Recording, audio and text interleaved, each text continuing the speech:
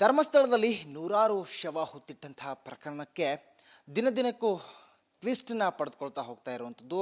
ಆ ಬಗ್ಗೆ ಮಾತನಾಡಲು ನಮ್ಮ ಜೊತೆಗೆ ಹಿರಿಯ ನಿವೃತ್ತ ಪೊಲೀಸ್ ಅಧಿಕಾರಿಯಾಗಿರುವಂತಹ ಬಸವರಾಜ್ ಮಾಲಗತ್ತಿ ಸರ್ ಇದ್ದಾರೆ. ಅವ್ರನ್ನ ಮಾತನಾಡಿಸ್ತೀನಿ.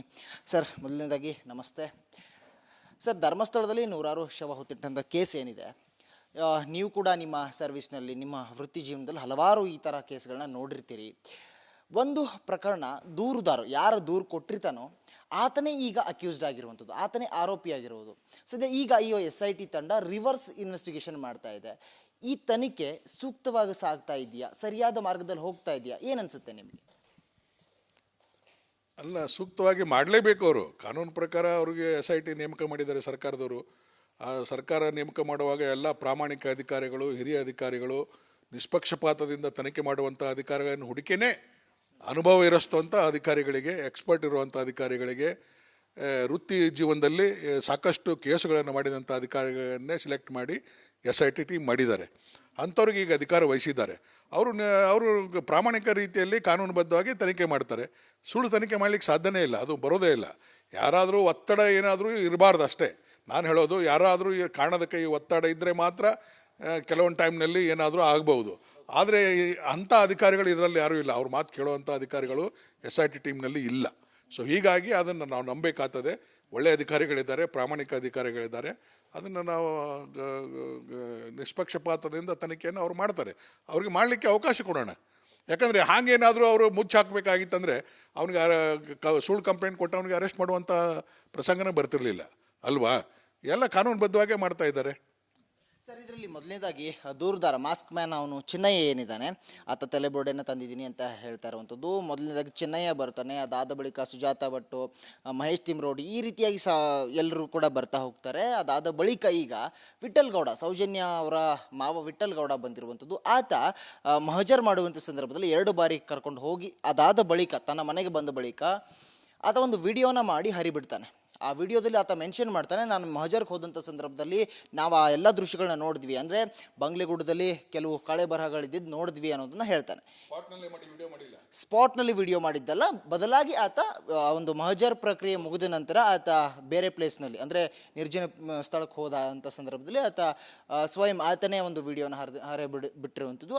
ಆ ಸಂದರ್ಭದಲ್ಲಿ ಆತ ಹೇಳ್ತಾನೆ, ನಾವು ಸ್ಕೆಲಿಟನ್ಸ್ಗಳನ್ನ ನೋಡಿದ್ದೀವಿ ಅನ್ನೋವಂಥದ್ದನ್ನ. ಹಾಗಾದರೆ SIT ಇನ್ವೆಸ್ಟಿಗೇಷನ್ ಮಾಡ್ತಿರುವಂಥ ಸಂದರ್ಭದಲ್ಲಿ ಅಥವಾ ಮಹಜರ್ ಮಾಡಿ ಬಂದಂಥ ಸಂದರ್ಭದಲ್ಲಿ ಅಲ್ಲಿ ಆಗಿರುವಂಥ ಪ್ರಕ್ರಿಯೆಗಳನ್ನ ಜನರ ಮುಂದೆ ಪ್ರಸ್ತುತಪಡಿಸೋದು, ವಿಡಿಯೋ ಮಾಡಿ ಹರಿಬಿಡೋದು, ಇದು ಯಾವ ರೀತಿಯಾಗಿ ಪರಿಣಾಮ ಬೀರುತ್ತೆ ಒಂದು ತನಿಖೆಯ ಮೇಲೆ? ಇಲ್ಲ, ಅದು SIT ಮೇಲೆ ಯಾವುದೇ ಪರಿಣಾಮ ಬೀರುವುದಿಲ್ಲ. ಬಹುಶಃ ಜನರಿಗೆ ಕನ್ಫ್ಯೂಸ್ ಮಾಡಿಸ್ಬೋದು, ಜನರಿಗೆ SIT ಮೇಲೆ ಡೌಟ್ ಬರುವಂಥ ಸಂದರ್ಭವನ್ನು ಕ್ರಿಯೇಟ್ ಮಾಡ್ಬೋದು. ಆದರೆ ಇವನು ಆ ಸ್ಪಾಟ್ನಲ್ಲಿ ಮಾಡಲಿಕ್ಕೆ ಪೊಲೀಸರಿಗೆ ಅಲೌ ಮಾಡೋದಿಲ್ಲ. ಅದು ಅನ್ನಾಪ್ಷಲ್ಲಿ ಹೋದಾಗ ಯಾರೇ ಆಗಲಿ, ನಾನೇ ಆಗಲಿ, ಯಾರೇ ಆಗಲಿ, ಯಾವ ಪೊಲೀಸರು ಬೇರೆಯವರಿಗೆ ವಿಡಿಯೋ ಮಾಡಲಿಕ್ಕೆ ಅಲ್ಲಿ ಆಸ್ಪದ ಕೊಡೋದಿಲ್ಲ. ಬೇರೆಯವ್ರಿಗೆ ಅವ್ರು ಕರ್ಕೊಂಡು ಹೋಗೋದಿಲ್ಲ. ಯಾರು ಇವನು ನೋಡಿದ್ದೀನಿ ಅಂತ ಹೇಳ್ತಾನೆ ಅದನ್ನು ಕನ್ಫರ್ಮ್ ಮಾಡ್ಕೊಳ್ಳಿಕ್ಕೆ ಇವ್ರು ಕರ್ಕೊಂಡು ಹೋಗಲಿಕ್ಕೆ ಅಲ್ಲಿ ಹೋಗಿರ್ಬೋದು ಮೋಸ್ಟ್ಲಿ. ಯಾಕಂದರೆ ಅವ್ರಿಗೆ ಈಗ 1.5 ತಿಂಗಳಿಂದ ತನಿಖೆ ಮಾಡ್ತಾ ಇದ್ದಾರೆ, ಅವ್ರಿಗೆ ಅನುಭವ ಆಗಿದೆ, ಅನೇಕ ಸುಳ್ಳಿಗೆ ಮಾಹಿತಿ ಅವ್ರಿಗೆ ಸಿಕ್ಕಿದೆ.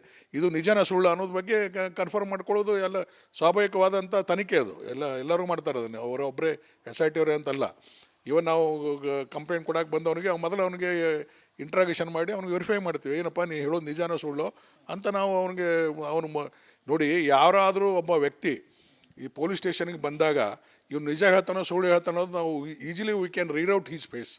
ಅವನ ಬಾಡಿ ಲ್ಯಾಂಗ್ವೇಜು, ಅವನು ಮಾತಾಡೋ ಸ್ಟೈಲ್ ಮೇಲೆ, ಅವನು ಧ್ವನಿ ಮೇಲೆ, ಅವನು ಬಿಹೇವಿಯರ್ ಮೇಲೆ ನಾವು ಕಂಡು ಹಿಡಿಬೋದು ಇವನು ಸುಳ್ಳು ನಿಜ ಅಂತ. ಇದು ಇದು ಇದು ಯಾಕೆ ಈ ಥರ ಇದರಲ್ಲಿ ಆಗಿಲ್ಲ ಅಂತಂದರೆ ಇವನು ಕೋರ್ಟ್ಗೆ ಹೋಗಿ ಕಂಪ್ಲೇಂಟ್ ಕೊಟ್ಟಿದ್ದಾನೆ. ಕೋರ್ಟ್ಲಿಂದ ಇದು ರೆಫರ್ ಆಗಿ ಬಂದಿದೆ, ಕೋರ್ಟ್ಲಿಂದ ಆರ್ಡರ್ ಆಗಿ ಬಂದಿದ್ದಕ್ಕೆ ಅದಕ್ಕೆ ಇಷ್ಟೊಂದು ಇದು ಸುಪ್ರೀಂ ಕೋರ್ಟಿವರೆಗೂ ಹೋಗಿತ್ತು, ಅಲ್ಲಿಂದ ಲೋಯರ್ ಕೋರ್ಟಿಗೆ ಬಂದಿದೆ. ಲೋಯರ್ ಕೋರ್ಟ್ನಲ್ಲಿ ಇವನು ರೆಕಾರ್ಡ್ ಮಾಡಿದ್ದಾನೆ, 164 ಮಾಡ್ಕೊಂಡಿದ್ದಾರೆ. ಸೊ ಅಲ್ಲಿಂದ ರಿಯಾಕ್ಷನ್ಸ್ ಬಂದಾಗ ಹೀಗಾಗಿ ಅವನಿಗೆ ಹೆಚ್ಚಿಗೆ ಇಂಟ್ರಾಗೇಷನ್ ಮಾಡಲಿಕ್ಕೆ ಹೋಗಿರ್ಲಿಕ್ಕಿಲ್ಲ ನನ್ನ ಲೆಕ್ಕದಲ್ಲಿ. ಡೈರೆಕ್ಟ್ ಪೊಲೀಸ್ ಸ್ಟೇಷನ್ ಬಂದರೆ ಖಂಡಿತವಾಗಿ ಇವು ನಿಜಾನ ಸುಳ್ಳು ಅಂತನೂ ನಾವು ವೆರಿಫೈ ಮಾಡ್ತೇವೆ, ಮಾಡೋದಿಲ್ಲ ಅಂತಲ್ಲ, ಮಾಡೇ ಮಾಡ್ತೇವೆ.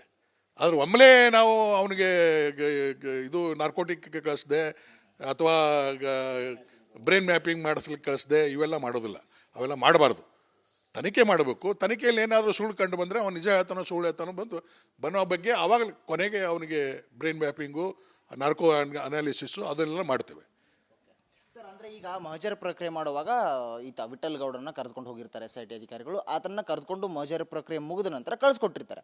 ಅಂಥ ಸಂದರ್ಭದಲ್ಲಿ ಆತ ಎಲ್ಲೋ ಹೋಗಿ ಕೂತ್ಕೊಂಡು ಅಲ್ಲಿ ನಡೆದಂಥ ವಿಚಾರಗಳನ್ನ ಮಾತನಾಡಿ ಆ ವಿಡಿಯೋನ ಹರಿಬಿಡೋದು, ಅದು ಸರಿನಾ ತಪ್ಪಾ ಏನನ್ನೋ ಚರ್ಚೆ ಆಗ್ತಾ ಇರೋಂಥ ವಿಷಯ. ಇಲ್ಲ, ಅದು ಹಂಗೇನಾದರೂ ಡಿಸ್ಕ್ಲೋಸ್ ಮಾಡಿದ್ರೆ ದಟ್ ಈಸ್ ರಾಂಗ್. ಅಲ್ಲಿ ನಿಜ ಇತ್ತಂದರೆ ಹೇಳಿ, ಏನು ತೊಂದರೆ ಇಲ್ಲ. ನಿಜ ಇದ್ದಿದ್ದು ವಾಸ್ತವ ಸ್ಥಿತಿ ಏನಿದೆ ಅದು ಬೇಕಾದ್ರೆ ಮಾಡ್ಕೊಳ್ಳಿ. ಅಕಸ್ಮಾತ್ ಏನಾದರೂ ಸುಳ್ಳು ಹೇಳಿದ್ರೆ ನಾಳೆ ಅವನ ಮೇಲೂ ಕೇಸ್ ಆಗ್ತದೆ. ಫಾಲ್ಸ್ ವಿಡಿಯೋ ಮಾಡಿದ್ದಾನೆ, ಫಾಲ್ಸ್ ಮಾತಾಡಿದ್ದಾನೆ ಅಂತೇಳಿದ್ರೆ SIT ಅವರು ಆ್ಯಕ್ಷನ್ ತೊಗೋಬೋದು. ಸುಳ್ಳಿತ್ತಂದರೆ. ನಿಜ ಇದ್ದರೆ ಅದ್ರ ಪ್ರೂಫ್ ಕೊಡಲಿ. ನಿಜ ಇದ್ದರೆ ಪ್ರೂಫ್ ಕೊಡಲಿ, ಹಿಂಗೆ ಆಗಿತ್ತು, ಹಿಂಗೆ ಆಗಿದೆ. ಬೇಕಾದ್ರೆ ಅವರೇ ಹೋಗಿ ಕಂಪ್ಲೇಂಟ್ ಕೊಡ್ಬೋದು ಅಥವಾ ಕೋರ್ಟ್ ಮುಂದೆ ಹೇಳ್ಬೋದು. ಕೋರ್ಟ್ ಮುಂದೆ ಹೋಗಿ ಈಗ ಅವ ಹೆಂಗೆ ಕಂಪ್ಲೇಂಟು ಚೆನ್ನೈ ಹೋಗಿ ಕಂಪ್ಲೇಂಟ್ ಮಾಡಿದ್ದ, ಈಗ ನನಗೆ ಕರ್ಕೊಂಡೋಗಿದ್ರು, ನಾವು ಹೋದಾಗ ಅಲ್ಲಿ ಇತ್ತು ಎಲ್ಲ ಹಿಂಗೆ ಈ ಥರ ಇತ್ತು ಅಂತ ಅವನು ಕೋರ್ಟ್ ಮುಂದೆ ಹೇಳ್ಬೋದು, ಮ್ಯಾಜಿಸ್ಟ್ರೇಟ್ ಮುಂದೆ. ಅಲ್ಲಿ 164 ಮಾಡಿಸ್ಬೋದು. ಸರ್ ಅದೇ ಇವಾಗ ಅಂದರೆ ಮೊದಲನೇದಾಗಿ ಚೆನ್ನೈಯ ವಿಟ್ನೆಸ್ ಪ್ರೊಟೆಕ್ಷನ್ ಅಡಿಯಲ್ಲಿ ಆ ಒಂದು ಆ್ಯಕ್ಟ್ ಅಡಿಯಲ್ಲಿ ಹೋಗಿ ದೂರನ್ನು ಕೊಡ್ತಾನೆ. ಅದಾದ ಬಳಿಕ ಈ ಎಲ್ಲ ಪ್ರಕ್ರಿಯೆಗಳು ನಡೀತವೆ. ಒಂದು ಷಡ್ಯಂತ್ರ ನಡೀತಾ ಇದೆ ಅನ್ನುವಂಥದ್ದು, ಯಾಕೆ ನಡೀತಾ ಇದೆ ಅನ್ನುವಂಥ ಪ್ರಶ್ನೆ, ಊಹೆ ಈಗ ಜನರ ಮನಸ್ಸಿನಲ್ಲಿ ಬರ್ತಾ ಇರೋದು ಅಂತಂದರೆ ಪದೇ ಪದೇ ದೂರುಗಳನ್ನ ಕೊಡ್ತಾ ಇರುವಂಥದ್ದು. ಒಂದು ಮಾವುತನ ಕೇಸ್ನಲ್ಲಿ ಆಗಿರುವಂಥದ್ದು, ಈಗ ಅವ್ರ ಮಕ್ಕಳು ಬಂದು ದೂರು ಕೊಟ್ಟಿರುವಂಥದ್ದು, ಮಹೇಶ್ ತಿಮ್ರೋಡಿ ಅವರು ನಿನ್ನೆ ಒಂದು ದೂರು ಕೊಟ್ಟಿರುವಂಥದ್ದು, ಮತ್ತು ಸುಜಾತ ಭಟ್ ಅವರು ಬಂದು ಅನನ್ಯ ಭಟ್ ಮಿಸ್ ಆಗಿದ್ಲು ನನ್ನ ಮಗಳು ಹುಡುಕೊಡಿ ಅಂತ ದೂರು ಕೊಟ್ಟಿರುವಂಥದ್ದು, ಈಗ ವಿಠಲ್ ಗೌಡ ಎಂಟ್ರಿ ಆಗಿರುವಂಥದ್ದು. ಇದನ್ನೆಲ್ಲ ನೋಡಿದ್ರೆ ಇದೇನೋ ಷಡ್ಯಂತ್ರನೇ ಅಂತ ಅನ್ನುವಂಥ ಒಂದು ಕಲ್ಪನೆ ಅಥವಾ ವಿಚಾರ ಜನರ ಮನಸ್ಸಿನಲ್ಲಿ ಮೂಡ್ತಾ ಇರುವಂಥದ್ದು. ಆ ಬಗ್ಗೆ ಏನು ಹೇಳ್ತೀರಿ? ಇಲ್ಲ, ಇದೇನಾಗಿದೆ, ಯಾವಾಗ ಇವನು ಬುರ್ಡೆ ಕತೆ ಸ್ಟಾರ್ಟ್ ಆಯಿತು, ಆ ಸ್ಟಾರ್ಟ್ ಆದಮೇಲೆ 2 ಗ್ರೂಪಿಸಮ್ ಆಗಿದ್ದಾವೆ. ಇಲ್ಲಿ ಖಂಡಿತವಾಗಿಯೂ 2 ಗ್ರೂಪ್ಗಳಿದ್ದಾವೆ, ಒಂದು ಪರ ವಿರೋಧ ಎರಡೂ ಇದ್ದಾವೆ.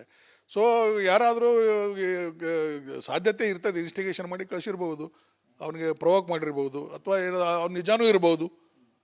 ನಾವು ಎಲ್ಲನೂ ಸುಳ್ಳು ಅಂತ ಅನ್ನೋಕ್ಕಾಗೋದಿಲ್ಲ. ಕೆಲವೊಂದು ನಿಜನೂ ಇರ್ಬೋದು, ಸುಳ್ಳು ಇರ್ಬೋದು.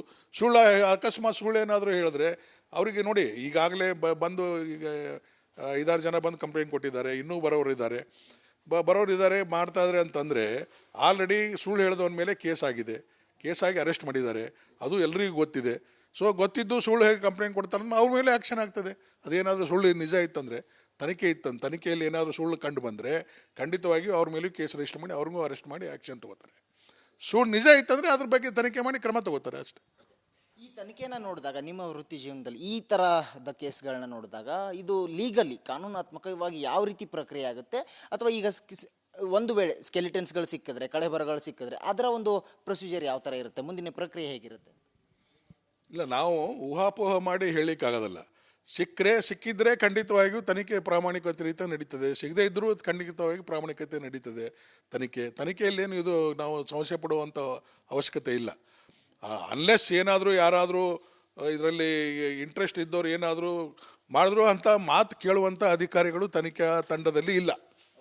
ನನ್ನ ಲೆಕ್ಕದಲ್ಲಿ ಒಳ್ಳೆ ಪ್ರಾಮಾಣಿಕ ಅಧಿಕಾರಿಗಳಿದ್ದಾರೆ, ನಿರ್ಭೀಡೆಯಿಂದ ತನಿಖೆ ಮಾಡುವಂಥ ಅಧಿಕಾರಿಗಳಿದ್ದಾರೆ, ಕಾನೂನುಬದ್ಧವಾಗಿ ತನಿಖೆ ಮಾಡುವಂಥ ಇದ್ದಾರೆ, ವೈಜ್ಞಾನಿಕವಾಗಿ ತನಿಖೆ ಮಾಡುವಂಥ ಅಧಿಕಾರಿಗಳಿದ್ದಾರೆ. ಅವ್ರ ಮೇಲೆ ಒಂದೇನು ಯಾವುದೇ ರೀತಿ ಒತ್ತಡ ಇರಬಾರ್ದು. ಅವ್ರಿಗೆ ನಿಷ್ಪಕ್ಷಪಾತದಿಂದ ತನಿಖೆ ಮಾಡಲಿಕ್ಕೆ ಅವನಿಗೆ ಸಂಪೂರ್ಣವಾದ ಫ್ರೀಡಮ್ ಕೊಡಬೇಕು. ಕೊಂಡ್ರೆ ಖಂಡಿತವಾಗಿಯೂ ಅದು ಹಿಡಿತದೆ. ನಾನು ಡೇ 1ನಿಂದ ಹೇಳ್ತಾ ಇದ್ದೀನಿ ಈ ಮಾತನ್ನು. ಅವ್ರಿಗೆ ಫ್ರೀಡಮ್ ಕೊಡಬೇಕು, ಅವ್ರಿಗೆ ನಿಷ್ಪಕ್ಷಪಾತ ತನಿಖೆ ಮಾಡಲಿ. ಬಟ್ ಅಲ್ಲಿ ಯಾರಾದರೂ ಏನು ಒತ್ತಾಯ ಮಾಡಿದ್ದಾರೆ ಅಂದರೆ ಅವ್ರು ಕೇಳುವಂಥ ಅಧಿಕಾರಿಗಳು ಅಲ್ಲಿ ಇಲ್ಲ. ಕೆಲವೊಂದು ಅಧಿಕಾರಿಗಳು ಭಾಳ ನಿಷ್ಠುರವಾಗಿ ಇರುವಂಥ ಅಧಿಕಾರಿಗಳಿದ್ದಾರೆ. ಸೊ ಹೀಗಾಗಿ ಅನವಶ್ಯಕವಾಗಿ ನಾವು ಊಹಾಪೋಹ ಮಾಡೋದು ಬೇಡ. ಅವ್ರು ತನಿಖೆ ಮಾಡಲಿ. ನಿಜ ಇದ್ದರೆ ಖಂಡಿತವಾಗಿಯೂ ಕಾನೂನುಬದ್ಧವಾದ ಕ್ರಮ ತಗೋತಾರೆ, ಅವ್ರ ಮೇಲೆ ಆ್ಯಕ್ಷನ್ ಆಗ್ತದೆ. ಸುಳ್ಳಿದ್ರೆ ಯಾವನು ಸುಳ್ಳು ಕಂಪ್ಲೇಂಟ್ ಕೊಟ್ಟಿದ್ದಾನೆ, ಯಾವ ಸುಳ್ಳು ಮಾಹಿತಿಯನ್ನು ಕೊಟ್ಟಿದ್ದಾನೆ ಅವನ ಮೇಲೇನೂ ಕೇಸ್ ಆಗ್ತದೆ, ಅವನ ಮೇಲೂ ಆ್ಯಕ್ಷನ್ ಆಗ್ತದೆ. ಸರ್, ಒಟ್ಟಾರೆಯಾಗಿ ಈ ಒಂದು ಪ್ರಕ್ರಿಯೆ ಹಾಗೂ ಈ ಒಂದು ವಿಚಾರಗಳನ್ನ ನೋಡಿದಾಗ ಈ ಕೇಸ್ ಏನಾಗಬಹುದು ಅಂತ ನಿಮ್ಗೆ ಅನ್ಸುತ್ತೆ? ಯಾಕಂತಂದ್ರೆ ನೀವು ಇಷ್ಟು ವರ್ಷಗಳ ಕಾಲ ವೃತ್ತಿ ಜೀವನದಲ್ಲಿ ನೋಡಿರ್ತೀರ, ಹಲವಾರು ಕೇಸ್ಗಳನ್ನ ನೋಡಿರ್ತೀರ. ಇಂತಹ ಕೇಸ್ಗಳು ಯಾವ ಹಂತಕ್ಕೆ ಎಷ್ಟು ವರ್ಷ ತಗೊಳ್ಬೋದು? ಅಥವಾ ಯಾಕಂತಂದ್ರೆ ಇದಕ್ಕೆ ಟೈಮ್ ಲಿಮಿಟ್ ಇಲ್ಲ, SITಗೆ ಟೈಮ್ ಲಿಮಿಟ್ನ ಕೊಟ್ಟಿಲ್ಲ, ಹಾಗಾಗಿ ಏನಾಗಬಹುದು? ಇದು ಏನಾಗ್ತದೆ, ತನಿಖೆಯಲ್ಲಿ ಇಷ್ಟೇ ಟೈಮ್ ಲಿಮಿಟ್ ಮಾಡಬೇಕು ಅಂತೇನು ತನಿಖೆಯಲ್ಲಿ ಯಾವುದೂ ಕಾನೂನು ಇಲ್ಲ, ಯಾವುದೇ ಇದು ಇಲ್ಲ. ಅವನಿಗೆ ಫ್ರೀಡಮ್ ಕೊಟ್ಟಿದ್ದಾರೆ. ತನಿಖೆ ಹೀಗೆ ಮಾಡಬೇಕು ಅಂತ ಏನು ಡೈರೆಕ್ಷನ್ಸ್ ಇರೋದಿಲ್ಲ. ನಾವು 156 CRPC ಪ್ರಕಾರ ನಮಗೇನು ಪವರ್ ಅದಾವೆ ಅದು ಪವರನ್ನು ಯುಟಿಲೈಸ್ ಮಾಡಿಕೊಂಡು 27 ಎವಿಡೆನ್ಸ್ ಆ್ಯಕ್ಟ್ ಪ್ರಕಾರ ಏನು ಪವರ್ ಇದ್ದಾವೆ ಅದನ್ನೆಲ್ಲ ಯುಟಿಲೈಸ್ ಮಾಡಿಕೊಂಡು ನಾವು ತನಿಖೆಯನ್ನು ಮಾಡ್ತೇವೆ. ಇದರಲ್ಲಿ ಯಾರ್ದೇನು ಮುಲಾಜೆ ಇರೋದಿಲ್ಲ. ನಾವು ನೋಡಿ, ನಾವು ಬರೀ ಊಹಾಪೋಹ ಮಾಡಿ ಮಾಡೋದು ಬೇಡ. ಅಟ್ಲೀಸ್ಟ್ ಜನ ಈಗ ಕನ್ಫ್ಯೂಸ್ ಮಾಡಿಸ್ತಾರೆ ಎಲ್ಲರೂ. ಕೆಲವೊಬ್ಬರು ಇದನ್ನ ಸೋಷಿಯಲ್ ಮೀಡಿಯಾಲಿ ಯಾರಾಗಲಿ ಈಗ ಮಾಡಿ ಇದನ್ನು ಜನರಿಗೆ ಡೌಟ್ ಬರೋ ಹಾಗೆ ಮಾಡುವಂಥ ಸಂದರ್ಭಗಳು ಜಾಸ್ತಿ ಇದ್ದಾವೆ. ಆಗಲೇ ಹೇಳಿದ್ನಲ್ಲ, 2 ಗ್ರೂಪ್ಗಳು ಇರೋದ್ರಿಂದ ಅವರು ಜಸ್ಟಿಫೈ ಮಾಡ್ಕೊಳ್ಳೋಕೆ ಒಂದು ಗ್ರೂಪು, ಅದನ್ನು ಸುಳ್ಳು ಅನ್ನೋದು ಮತ್ತೊಂದು ಗ್ರೂಪು. ಸೊ ಹೀಗಾಗಿ ಎರಡರ ನಡುವೆ ಮಧ್ಯದಲ್ಲಿ ಜನರಿಗೆ ಕನ್ಫ್ಯೂಸ್ ಆಗಬಾರ್ದು. ಅದ್ರ ಬಗ್ಗೆ ತನಿಖಾಧಿಕಾರಿಗಳಿಗೆ ಫ್ರೀ ಹ್ಯಾಂಡ್ ಕೊಟ್ಟು ಅವರು ಎಲ್ಲ ರೀತಿಯಿಂದ ಹೇಳಿದ್ನಲ್ಲ ನಾನು, ಕಾನೂನುಬದ್ಧವಾಗಿ, ವೈಜ್ಞಾನಿಕವಾಗಿ, ತಾಂತ್ರಿಕವಾಗಿ ಎಲ್ಲ ದೃಷ್ಟಿಯಿಂದ ನ್ಯಾಯಯುತವಾಗಿ ತನಿಖೆ ಮಾಡಿದ್ರೆ ಖಂಡಿತವಾಗಿಯೂ ಇದರಲ್ಲಿ ನ್ಯಾಯ ಸಿಗ್ತದೆ. ಯಾರಿಗೂ ಸಂಶಯ ಪಡುವಂಥ ಅವಶ್ಯಕತೆ ಇಲ್ಲ. ಅವ್ರಿಗೆ ಫ್ರೀ ಹ್ಯಾಂಡ್ ಕೊಡ್ಬೇಕು ಅಷ್ಟೇ.